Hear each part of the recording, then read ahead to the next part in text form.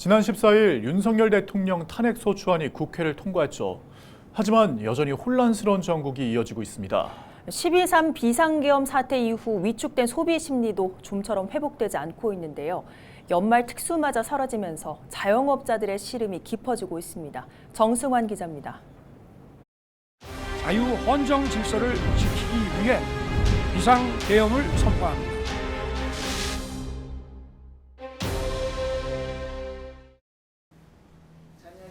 강원도청 앞에서 식당을 운영 중인 고춘자 씨는 최근 한숨이 부쩍 늘었습니다. 비상계엄 이후 손님이 뚝 끊겼기 때문입니다. 각종 송년회 모임 예약도 대부분 취소됐습니다. 10년 넘게 이곳에서 장사를 했지만 이렇게 조용한 연말은 이번이 처음입니다. 회식과 단체 손님이 줄어든 탓에 최근엔 가게 종업원 수도 줄였습니다. 거의 예약이 들어오질 않아요, 아예. 그러니까 예전에는 뭐 12월 달이면 예약이 많이 이제 11월 달부터 이제 예약이 많이 들어오거든요.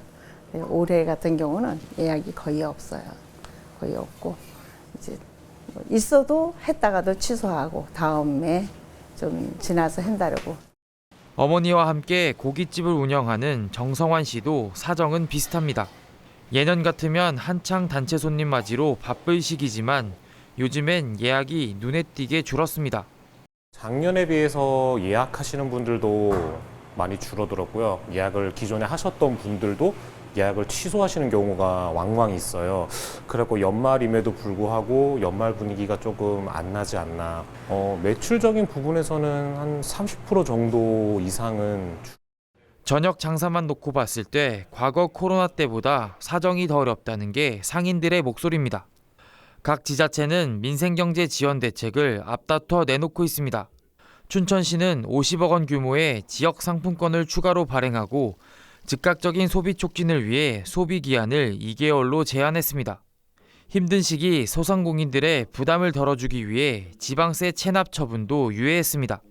또 원가 부담을 낮추기 위해 외식업체를 대상으로 소양강살 등 지역 식재료도 할인합니다. 향후 보다 더 세밀하고 체감도 높은 정책들을 치열하게 발굴하여 1월 중 민생경제정책협의회를 통해서 민생경제안정화 종합대책을 추가적으로 발표하고 시행하도록 하겠습니다.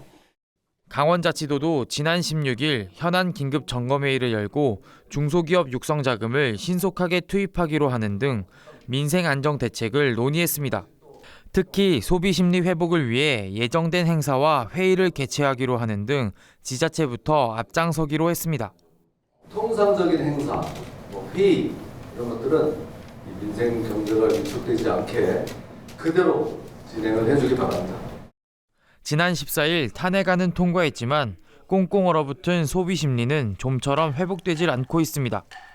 민생의 최전선에 선 자영업자에겐 그 어느 때보다 추운 겨울이 이어지고 있습니다.